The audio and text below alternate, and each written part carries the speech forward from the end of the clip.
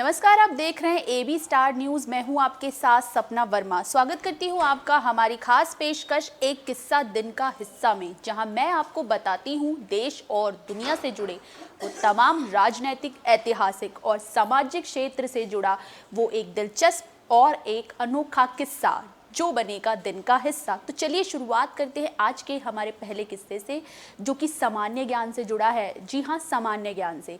आज विश्व शौचालय दिवस है, जो हर साल 19 नवंबर को मनाया जाता है। क्यों इसे मनाया जाता है और क्या इसके पीछे मनाने की योजना और मकसद छिपा है, एक नज़र डालते हैं इस पर। आइए जानते हैं आज क्या है खास। 19 नवंबर का ऐतिहासिक आकलन, खंगालते हैं इतिहास के पन्ने।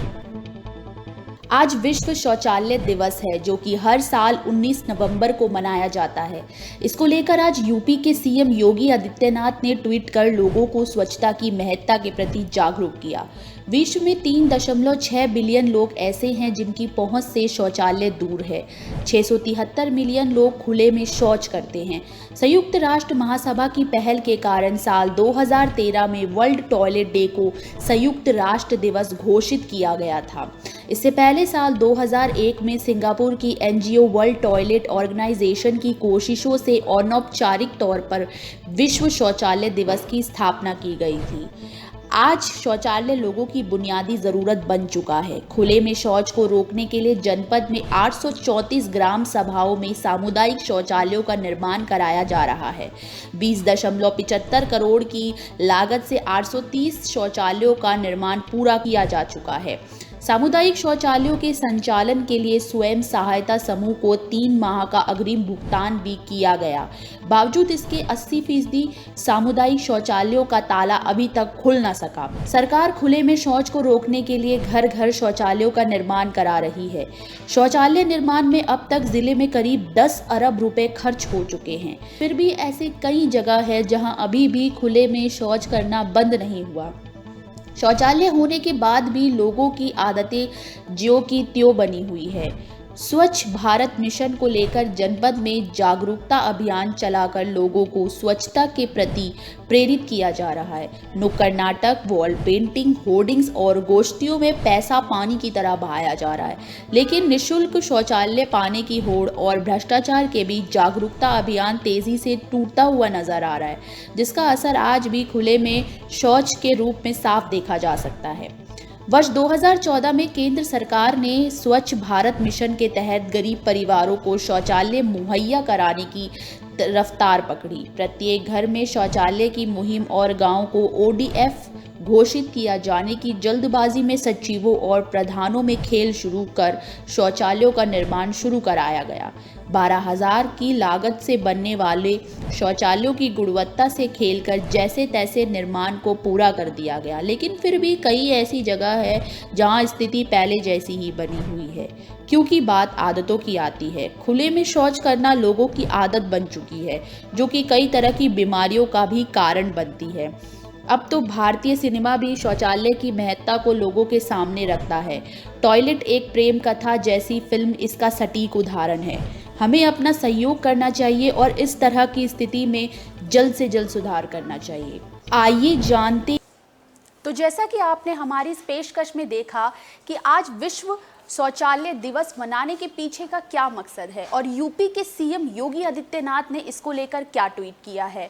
भारतीय सिनेमा में भी आजकल जो है स्वच्छता को लेकर इस तरह के दावे किए जा रहे हैं और साथ ही साथ इसको लेकर कई तरह के चित्रण नुक्कड़ नाटक के जरिए भी पेश किए जा रहे हैं। हाल ही में आई फिल्म टॉयलेट एक प्रेम कथा इसका जीता जागता उदाहरण है। तो चलिए बढ़ते हैं अब हमारे अगले किस्से की तरफ, जो कि जुड़ा है स्वतंत्रता सेनानी रानी लक्ष्मीबाई के जीवन से। जी हाँ, रानी लक्ष्मीबाई के जीवन से।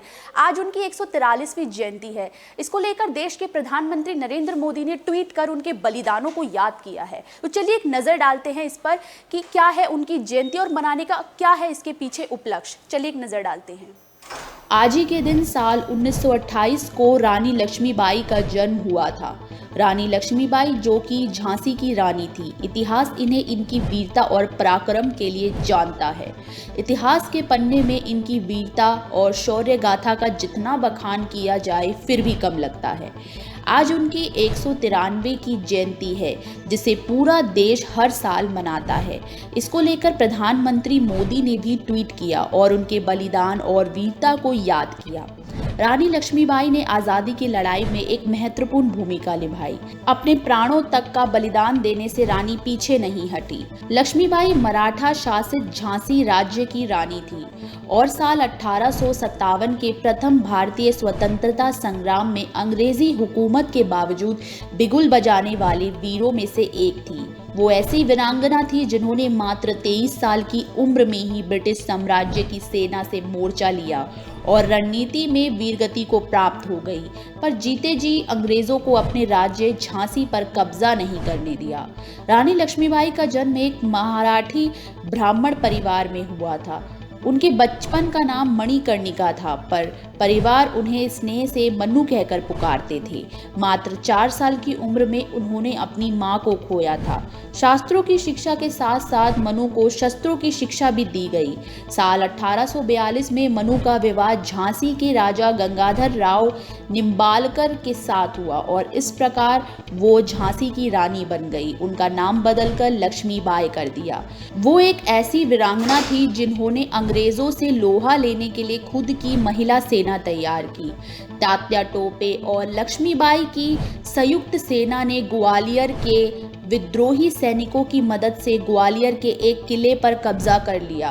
रानी लक्ष्मीबाई ने जी जान से अंग्रेजी सेना का मुकाबला किया, पर 17 जून साल 1858 को ग्वालियर के पास कोटा की सराय में ब्रिटिश सेना से लड़ते लड़ते रानी वीरगति को प्राप्त हो गई। लेकिन वो भारतीय इतिहास में आज भी जीवित है और मरकर भी अमर है। आज ही तो जैसा कि आपने हमारी इस पेशकश में देखा कि भारतीय स्वतंत्रता आंदोलन में रानी लक्ष्मीबाई की जो भूमिका थी वो बेहद ही सराहनीय थी।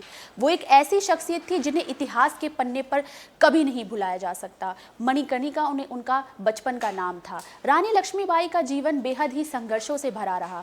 उन्होंने अपनी खुद की सेना बनाई, महिलाओं को एकत्र किया और स्वतंत्रता आंदोलन में बेहद ही उल्लेखनीय भूमिका निभाई। उनकी भूमिका का जितना, उनका योगदान का जितना बखान किया जाए उतना भी कम लगता है।